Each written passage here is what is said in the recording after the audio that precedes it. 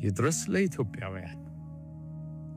በቅርቡ የጠቅላይ ሚኒስትሩ የማህበራዊ ጉዳይ አማካሪ የሆኑት ዳንኤል ክብረት በሰጡት መግለጫ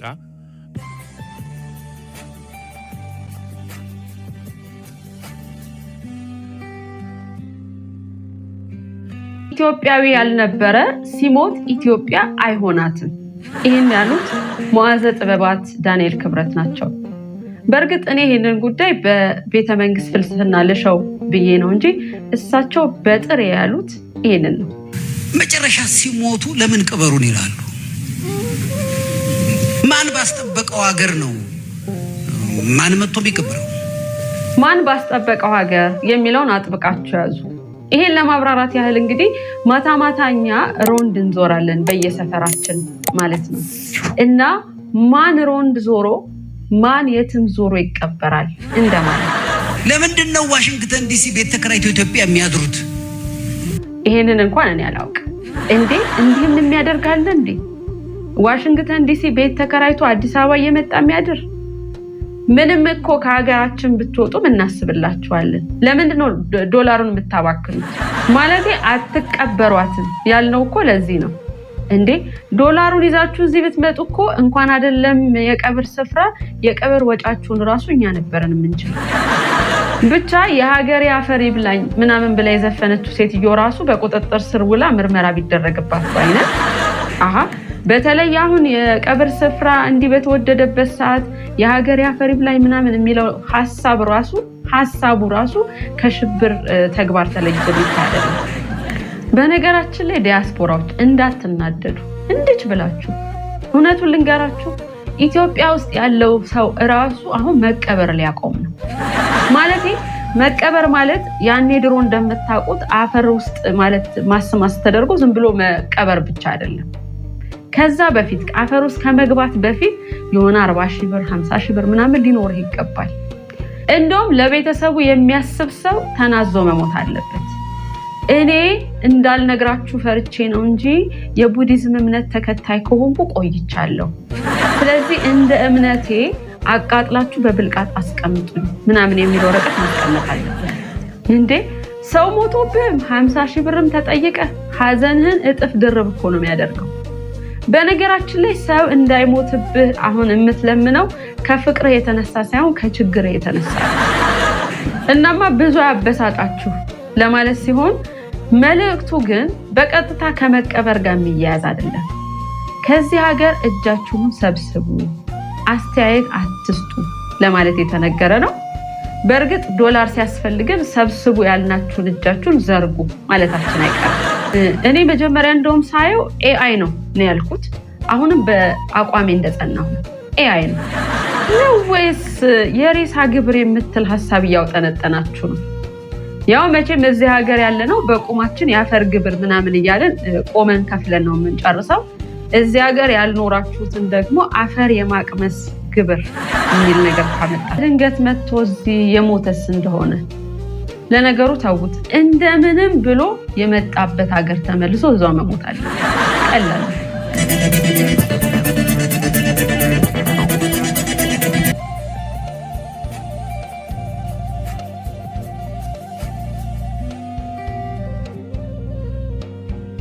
ነዳጅን በቁጠባ ተጠቀሙ። ይሄን ያሉት ጠቅላይ ሚኒስትር አብይ አህመድ ናቸው።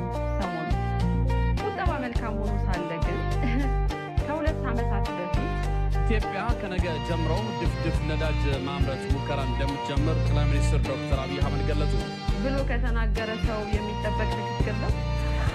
መቼም እኛ እንግዲህ ዜናውን ጉዳዩን እዚህ ያመጣ ነው አትቆጥቡ አባክኑ ምናምን ለማለት አይደለም።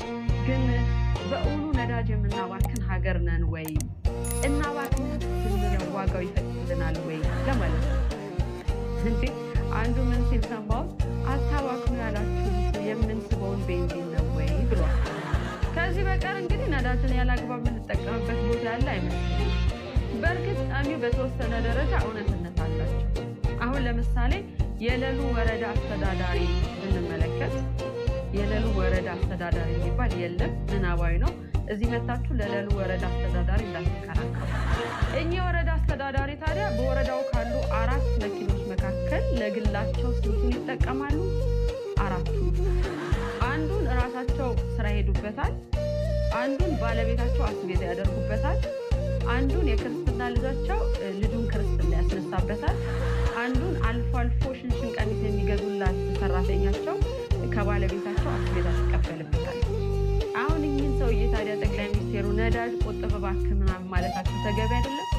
በደንብ እንግዲህ 4 መኪናቸውን አስነስ ሙሽራ እንደሚያጅብ ተከታትለው በአንድ አቅጣጫ ማለት ነው የሚሄዱ ግለሰቦች እንዳሉ አንድም ግን እነዚህ ሰዎች ይቆጠሩ ከተባለ ከህዝቡ 0.1% እንኳን አይሞላም። እንዲህ አይነት መግለጫዎች የሚሰጡት ለዚህ 0.1 ለማይሞላ ህዝብ እንዳልሆነ ተስፋ እናደርጋለን።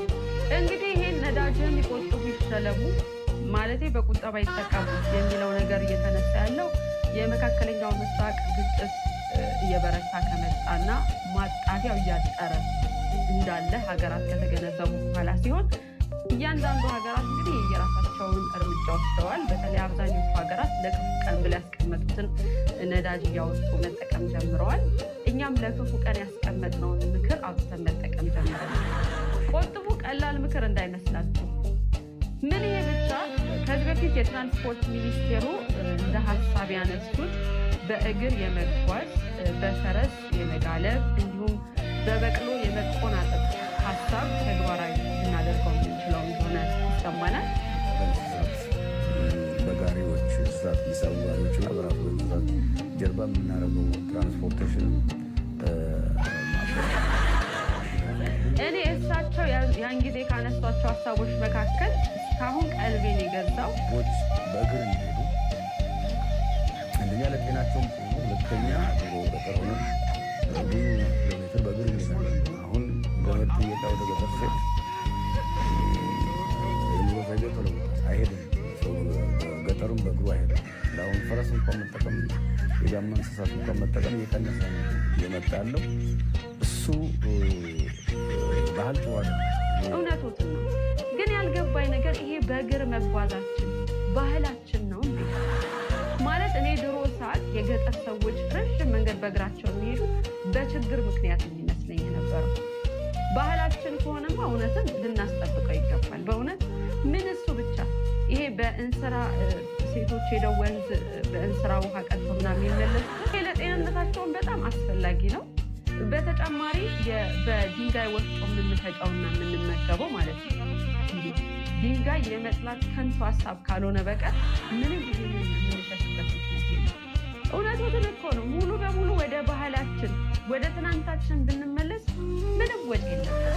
ብቻ ግን ህዝብ መሪው ሊከተል የለ እናንተ አድርጋችሁ ታየኝ እኮ የምናምን ሚኒስቴሩ በጠዋት ከቤታቸው ተነስተው ቢሮቸው ለመድረስ በእግራቸው ተሸከሽቡ።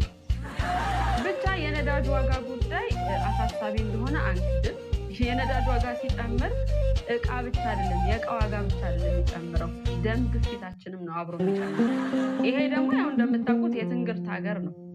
እንኳን ሌላው ለህዝብ ማመላለሻ ተብለው በኤሌክትሪክ የሚሰሩ ባሶች ተገዝተዋል። እነሱ ራሱ ዋጋ ጨምረዋል። ነዳጅ ሲጨምር የኤሌክትሪክ መኪኖች ታሪፍ አብሮ ይጨምራል። ይሄንን ካልኩሌሽን ይሄን ማቴማቲክስ ለማንም እንዳትናገሩ በሚስጥር እንያዘው። የጎረቤት ሀገራት ራሱ ለማንኛውም ግን ያለችንንም ጨልጠን አጨብጭበን እንዳንቀመጥ እንድትቆጥቡ ነው እመክራለሁ። አለዚያ ሁላችንም እንግዲህ በእግራችን እየተጓዝን ጠዋት ተነስተን ሀገሪቱ በሰላማዊ ሰልፍ እየተናጠች እንዳናስመስላት ለማለት ነው።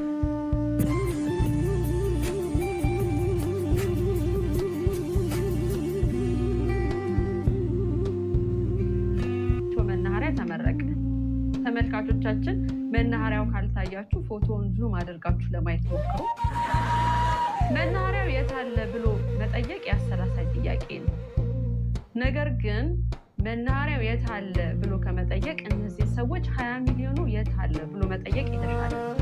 ኧረ እንደው በፈጠራችሁ ፈጥሯችሁ በተጸጸተው ሙደርገሩ ማለት ከግንባታው በኋላ ይሄን ከመሰለ ከግንባታው በፊት እዚህ ላይ የነበረ ተራራ ንዳችሁ ነው ሜዳ የሆነው ወይስ ደግሞ እንደ ሙሴ የሆነ ባህር ከፍላችሁ ነው መሬት ያገኛል? በነገራችን ላይ እናንተ ለመመረቅ ለመመራረቅ ምናምን ያወጣችሁት ወጪ መናኸሪያው ከተገነባበት እንደሚበልጥ የታወቀ ነው። አቧራውን እያቦነናችሁ መለስ ይጠብቃል። እኔማ ወይ እዚህ አካባቢ አየር ነበር የነበረው አሉ። አየር የነበረው ላይ አፈር አንጥፋችሁበት ከሆነ በ20 ሚሊዮን ብዬ ነው። አሁን ባለፈው ራሱ በምሻ ወረዳ በ49.7 ሚሊዮን ብር የተገነባ የጠጠር መንገድ ተመረቀ የሚል ዜና ሰምተን ነበር። ያኔም አይተን እንዴት ነው ነገሩ? መንገዱን ከነሱ ጠጠሩን ከኛ ነው እንዴ አለን። ማለቴ መቼም ይሄ ጠጠር መንገድ ሊሆን የሚችለው በመንገዱ እየሄድን ከፊት ከፊት ጠጠር ከበተንን ብቻ። ነገሩ አንዳንድ ሰዎች እንደነዚህ አይነት ነገሮች የሚታዩት ልማቱን ለሚደግፉ ሰዎች ነው ይላሉ። እንደ ንጉሱ አዲስ ልብስ ማለት ነው። ንጉሱን አዲስ ልብስ ሰርተንልሃል፣ ልብሱን ግን የሚመለከቱት በአይናቸው የሚያዩ አዋቂ ሰዎች ናቸው ብለው አዋቂ አይደለህም ላለመባል ልብሱን አውልቆ የሰጡትን ባዶ ነገር ማለት ነው ለብሶ ራቁት የቆሙ ማለት ነው። የመንገድ ግንባታዎች ውድ ናቸው ምናምን የምትሉ ሰዎች ደግሞ እንዴ እኛ እኮ መንገዱ የተገነባበት ዋጋ ውድ ሆነ አላለም። መንገዱ የታለ ያለ መናኸሪያው የታለ ነው ያለ። ብቻ እኛ እንደ ህዝብ ድምፅነታችን የመናኸሪያ ግንባታው የተነገረበት ዜና ስር ህዝቡ ምን ይላል የሚለውን ለማየት ሞክረናል። እንደሚከተለው እናቀርበዋለን። ከህዝቡ አንደኛው እንግዲህ መሬቱ ላይ መሬት አንጥፋችሁ ነው ወይ ብሎ ይጠየቃል። በእርግጥ ሀሳብ ይላል ያው ከህዝቡ እንዳንዱ አይደለን። ሌላው ደግሞ 20 ሚሊዮን ማለት ግንባታውን ያከናወነው ግንበኛ ስም ነው። አንዳንድ አሳቢ ዜጎች ደግሞ እንዴት በቃችሁ፣ መቼም ተጨማሪውን ቀሪውን ማለት ነው ከኪሳችሁ ሞልታችሁ መሆን አለበት ይባላል ብለዋል። እጅግ በጣም ጠያቂ የሆኑ አስተያየት ሰጪ ደግሞ ከፊት ምስሉ ላይ የምታሳዩንን 20 ሚሊዮኑን የተከፋፈሉትን ሰዎች ነው። ለማንኛውም የመናኸሪያውንም ሆነ የ47 ሚሊዮኑ የጠጠር መንገድ የተመለከተ ማብራሪያ የሚል አካል ካለ ማብራሪያ ይሰማል። ካልሆነ ግን የህዝቡን መሰረት በማድረግ መንግስት ማብራሪያ ይጠይቅ ስንል በትህትና እናመለክታለን። የምር በሆኑ ዜናዎች ፈገግ እንድትሉ የሚያደርጋችሁ ነጋሪ ሚዲያ ዜና በፈገግታ ብቻ ነው። ፈገግታችንን አይንሳል። ሁሌም እንደምንለው ፈገግታችን ለብዙዎች እንዲደርስ ከፈገግታችን ወዳጆቻችን እንዲካፈሉ ላይክ፣ ሼር፣ ኮመንት፣ ሰብስክራይብ አለ።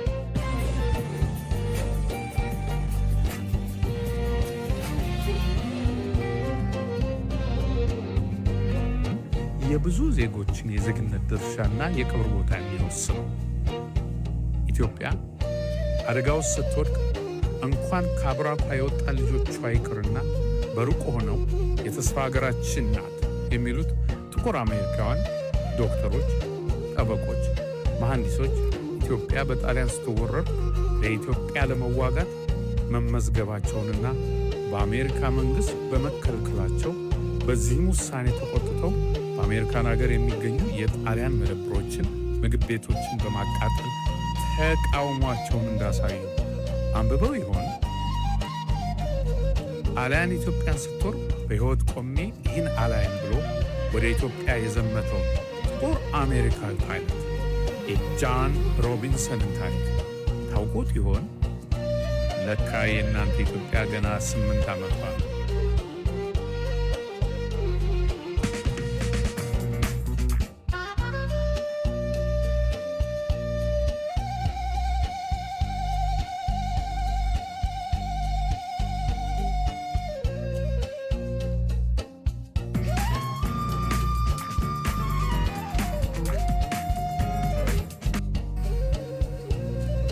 እኚህ የጠቅላይ ሚኒስትሩ አማካሪ አንባቢ ነኝ ስለሚሉ ጊዜ ካላቸው አልሃንድሮ ዴል ባዮ የተባለ የኩባ ተወላጅ ለኢትዮጵያ ለመዋጋት በመርከብ ተጉዞ ወደ ኢትዮጵያ መምጣቱ ሰምተው ይሆን? እስቲ ቀይ አንበሳ የሚለውን መጽሐፍ አንብቡ። ለአቢሲኒያ ሕይወቴን እሰጣታለሁ እንጂ አልሸጣትም ማለት ያውቁ ይሆን? እንደገና በጣሊያን ወረራ ወቅት አዶልፍ ፓርሳክ የተባሉ ትውልዳቸው ቼክ ሪፐብሊክ የሆኑ ከኢትዮጵያ አርበኞች ጎን ተሰልፈው ተዋግተው ያዩትን ሁሉ በመጽሐፍ አስፍረውታል። ታዲያ እኒህ የጠቅላይ ሚኒስትሩ አማካሪ ይህን ያውቁ ይሆን? በእኚህ ሰው የተጻፈውን የሀበሻ ጀውድ የተባለውን መጽሐፍስ አንብበው ይሆን? ሌላ ታሪክ እናንሳ። በ60ዎቹ መጨረሻ ሶማሊያ ለረጅም ጊዜ ትመኘው የነበረውን የታላቋ ሶማሊያ ህልም ተግባራዊ ለማድረግ ኢትዮጵያን ስትወር ከኢትዮጵያን ጎን ተሰልፈው በኦጋዴን በረሃ የወደቁት የኩባና የመን ተወላጆች እንዳሉ እኚህ የጠቅላይ ሚኒስትሩ አማካሪ ያውቁ ይሆን? ግን የጠቅላይ ሚኒስትሩ አማካሪ ኢትዮጵያ የዛሬ 8 ዓመት የተሰራች የኢንዱስትሪ ፓርክ ትመስላችኋለች እንዴ? ጊዜው እንዴት ይሮጣል!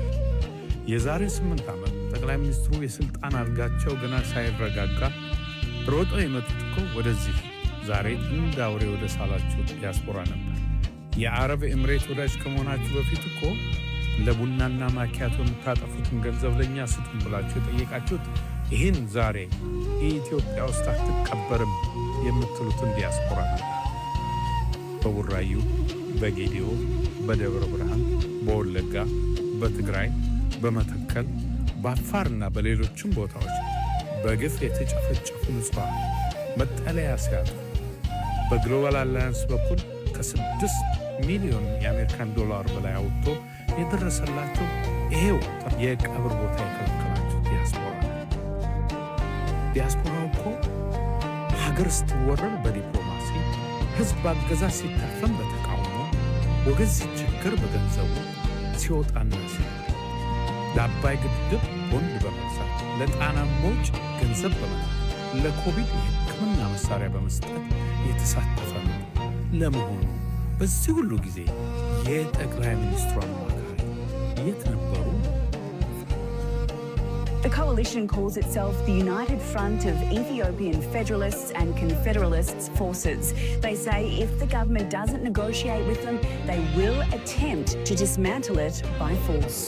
እስከ 5 ሚሊዮን ይገመታሉ በውጭ የሚኖሩ ኢትዮጵያውያንና ትውልደ ኢትዮጵያውያን ሰሞኑ በተደረገላቸው ጥሪ መሰረትም ወደ ሀገራቸው በመግባት ላይ ይገኛሉ። ኢትዮጵያውያንና ትውልደ ኢትዮጵያውያን በያሉበት ሀገር ሆነው በሀሳብ በኢኮኖሚ እንደዚሁም ደግሞ በእውቀት ለሀገራቸው አለኝታ የሆኑ የሀገሪቱ አካል ናቸው። ያኔ ህወሓት የሰሜን ዕዝን ሲመታ ወደ አዲስ አበባ መጣሁ ሲል ቀበቷችሁ ሲላላ ድረሱልን ያላችሁትን ዲያስፖራ ዛሬ ከዳችሁት ምን ይደረግ? መክዳትና መደመር ለእናንተ ትርጉም አላት። የጠቅላይ ሚኒስትሩን አማካሪ አንድ ጥያቄ እንጠይቅ። ለመሆኑ በመቃብር ጽዳትና ውበት ከሆነ እኮ ለመቀበርም ለጽዳትም ያለንበት ሀገር ይበልጣል። ኢትዮጵያ የምንቀበረው የተፈጠርንባት መሬት ስለሆነች ብቻ ሳይሆን እህቶታችንም መቃብራችንም የሚሆነው በዚቹ በምንወዳት ኢትዮጵያ ውስጥ ስለሆነ ግን እስኪ አማካሪውን እንጠይቅ። ውጭ ያሉ ኢትዮጵያውያን ሲሞቱ ሀገር ውስጥ እንዳይቀበሩ የሚለው በሕገ መንግሥቱ በየትኛው አንቀጽ ላይ ነው? የሆነ ሰው ነን። ኢትዮጵያ ረዘም ላለ ጊዜ ከተለያዩ ወራሪዎች ጋር ተዋግታለች። ብዙ የጠላት ወታደሮችን ማለትም የጣሊያን፣ የሶማሌ፣ የሱዳን፣ የአልሻባብ ወታደሮች በኢትዮጵያ መሬት ተቀምጠዋል። ታዲያ አስከሬናቸው ወደ የሀገሮቻቸው ይመለሳል ወይስ የዲያቆኑ አዋጅ እኛ ኢትዮጵያን ብቻ ነው የከለከለው? የጠቅላይ ሚኒስትሩ አማካሪ እናንተ ወደ ስልጣን ሳትመጡ ኢትዮጵያን ከነ ክብሯ ጠብቀው ያቆዩት ኢትዮጵያውያን በዛሬዋ ኢትዮጵያ የተለየ መቀበሪያ ቦታ አዘጋጅታችሁላችኋል። ከደርግ ግድያ አምልጠው በሱዳን በሶማሌ እያቋረጡ የወጡ ግን በለጋ ዕድሜያቸው ሀገራቸውን ያገለግሉ ኢትዮጵያውያንስ አዋጃችሁ ይመለከታቸዋል? በቀበሮ ጉድጓድ ውስጥ እየኖሩ ልጆቻቸውን ሳያዩ ለዘመናት ከራሴ በፊት ለኢትዮጵያ እናቴ እያሉ ሀገራቸውን የጠበቁ ነገር ግን በወያኔ እኩይ አዋጅ በግፍ ተበትነው ታስረው ሲፈቱ ግን ሀገር ጥለው የተሰደዱትን የኢትዮጵያ ወታደሮች ይህች የ8 ዓመቷ ኢትዮጵያና አዲሱ አዋጅ ይመለከታቸዋል? ይሄ እኮ ከዕለት ጉርሱ እየቀነሰ ቤተሰቡን ያቆመ ዲያስፖራ በሌላ በኩል ለሀገሩ እስከ 6 ቢሊዮን የአሜሪካን ዶላር በየዓመቱ ገቢ እንደሚያደርግ የብሔራዊ ባንካችሁ አልነገራችሁም? ማጠቃለያ የጠቅላይ ሚኒስትሩ አማካሪ ጥሩ አማካሪ ካለ አሁንም ዲያስፖራውን ይቅርታ እንዲጠይቁ የኢትዮጵያ ዲያስፖራ ለኢትዮጵያ ሕዝብ የሚለግሰውን ግዙፍ ድጋፍ ቢያቋርጥ በሀገሪቷ ኢኮኖሚ ላይ ለሚደርሰው ቀውስ ኃላፊነቱን የሚወስደው የጠቅላይ ሚኒስትሩ አማካሪና መንግስታቸው ይሆናል። የዲያስፖራው አቅምና ችሎታ ምን እንደሚመስል በተግባር ወደፊት ታዩታላችሁ። ጊዜ ለኩሉ እንዲሉ ሁሉም በጊዜው ይሆናል።